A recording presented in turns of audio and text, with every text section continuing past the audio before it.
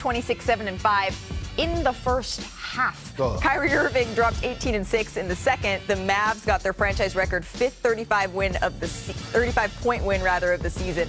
Dallas leapfrogged the Kings for the 6th seed with the win. And according to Luka, the chemistry, it's at an all-time high in Dallas.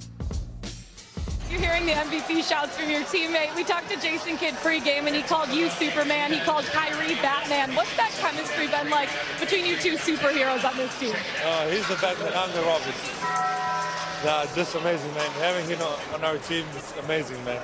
But outside basketball, he's just a great person, and we all get along so well. So it's just the chemistry is really good right now. Whoever rung that bell in the background, thank you so very much. A ring right, shot. I know. No matter who's the Batman, though, who's the Robin, the Mavs are rolling. Kyrie and Luka, when they're in the lineup, the team has won 9 of their last 10 games. They're undefeated in the 9 games that Luka's played during that stretch. The guru of the breakdown, Tim Legler, has more on how Dallas has turned the corner. Well, Malika, there is no doubt the Mavericks are rolling right now, in large part to the chemistry that has developed between Luka Doncic and Kyrie Irving. And sometimes that action involves the two of them, but more often than not, they're independent of each other in the way that they can dominate a defense. Give you a couple examples of this last night and why this team can be so special offensively.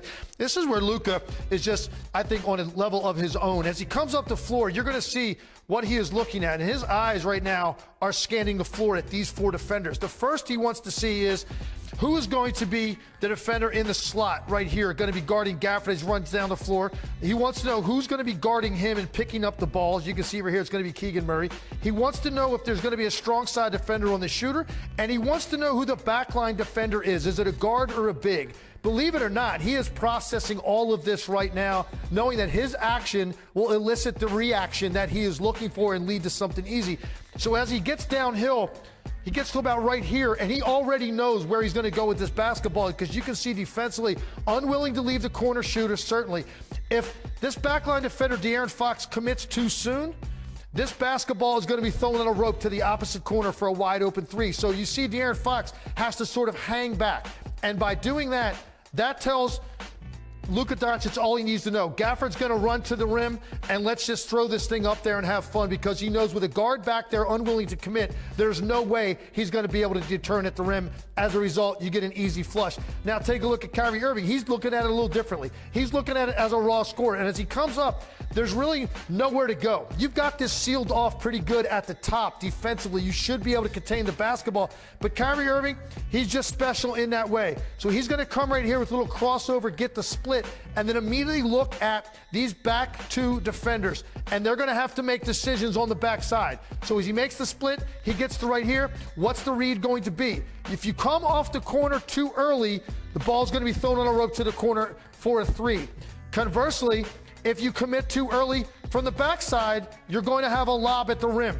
So instead, as a result, you're going to see both defenders hang back with their respective man, and that lets Kyrie Irving take this thing all the way to the rim. So their ability to win the point of attack and then engage second and third defenders to make the right read, that is why the Mavericks offense right now is humming, and why I believe, Malika, this team has a legitimate shot to get to the conference finals at least. Tim, thank you. So the Mavs, they're among the teams that are in that scramble between the 4th and 11th in the West, but they feel kind of firmly cemented in a positive direction after that win over the Kings. Remember, these 2 teams, they meet again on Friday. That could help decide which team avoids the play-in. There's so much movement that's going to happen over the final 10 games. I know it's hard to project who is going to be best positioned to make a deep postseason run without knowing the exact matchup. So let's frame it this way, Perk. Outside of Denver, who do you think is the most dangerous team in the West? You know, I got the Pelicans as my sleeper to come out the West, but Brandon Ingram is hurt. I don't know when he's going to come back, or if he's going to come back. We don't know. But it's so refreshing watching legs break down that film, because it's Luka. Outside of Jokic, Luka is the most dangerous player in the Western Conference. What team is Luka on? The Dallas Mavericks. And then who is his Batman? That's what he said, right? His Batman is Kyrie Irving. Kyrie Irving is averaging the similar numbers up to Anthony Edwards. And look, watching Kyrie play, I haven't seen Kyrie play with this much joy since he won a championship with Cleveland. He's dunking the basketball, he's showing emotions, he's engaged, he's talking defensively. I'm looking at this Dallas Maverick team and the pieces that they added. I'm like, this team is together right now. These last few weeks, first you talk to a coach, then you talk to an executive, then a scout on the ground, and they start saying, we just played Dallas. We just saw Dallas. I was watching Dallas. Yeah. Wow. Oh, man, they're big. And that's the thing that teams are noticing. The additions they made at the trade deadline and getting some guys healthy have made them one of the biggest teams in the Western Conference. And size is going to be so important in these playoff matchups. So you look at a team that can bring multiple 7-footers off the bench with Derek Lively and Maxi Kleber, and then has Gafford and P.J. Washington. Right. P.J. Washington was a power forward in Charlotte. He can play small forward for them. They are a very, very intriguing team going forward. Gafford and Washington have really worked out very, very well for them. It feels like Kyrie and Luka are going to give you 70, right, combined in a playoff series. You just need one more guy to come along with them, and it seems like they're starting to find that, and that could be very dangerous for the rest of the months. Hey, what's up, guys? Jag from Jaggy Sports here. So, what to talk about the Western Conference? Dallas Mavericks are insanely good right now. They're really good. And the only loss that they had since, I think, I want to say the All-Star game, was without Luka. Now that's saying something, right? Dallas Mavericks look damn good. And if it was Dallas versus Denver in round 1 or 2 or 3, we don't know, right? Or any other team, let's say the Western Conference, yada, yada, yada, who would you choose? Because Dallas Mavericks haven't got it going on. And the fact that, Luka basically said last night, he is Batman, I'm Robin, and referring to Kyrie Irving. So, when you have a teammate, when you have a player of that caliber like Luka is right now, call himself Robin, and is not a knock against Robin, right? But when he is taking a back seat and saying Kyrie Irving is the man, that's something special, because now you have a very unselfish team, and Dallas Mavericks look damn good.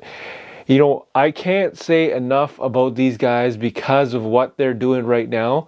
On paper, they looked good last year, right? They needed the chemistry. They needed a couple other pieces here and there. They got it, right? Daniel Gafford, P.J. Washington, Luka, Kyrie, the list goes on from here. But they look damn good. And the fact that they are playing like this before the playoffs, just before the playoffs, ramping up just before the playoffs, this is phenomenal. This is absolutely phenomenal what they're doing. And the fact that, everybody in the world thought that Dallas was crazy for trading for Kyrie Irving. I didn't think he was going to stay. I'll go on record, he's not going to stay in Dallas. But hey, he signed a 3-year deal with Dallas, got his money, no state tax, awesome, right? And now, wow, that paid off dividends. Mark Cuban went all in. He got Kyrie Irving at the trade deadline, and this is what happened, right? This is what occurs when Kyrie Irving plays. And you got Luka. This team is looking damn good, and you know what? They could compete for not only against Denver, any other team in the Western Conference Finals, in the NBA Finals, and they could compete for a championship. You don't know, right? But what I'm asking you guys is, what is Dallas Mavericks' ceiling? Can they compete? Can they win a championship with this roster going up against Denver, going up against, I'll say it right now, the Lakers are looking good, especially last night, or the other night with LeBron James, and they look damn good. So, not counting out the Lakers just yet, because even though they are I believe in 9th place, they're ramping up too. And they did this same thing last year. And look where it got them. So anything can happen. You don't know. how will Kyrie Irving, Luka, and the Dallas Mavericks fare against teams in the West? Can they compete for the Western Conference Finals? And can they compete in the NBA Finals and win a championship? Leave a comment in the comment section. Tell me what you guys think about Dallas's chances. This is Jag from Jaggy Sports.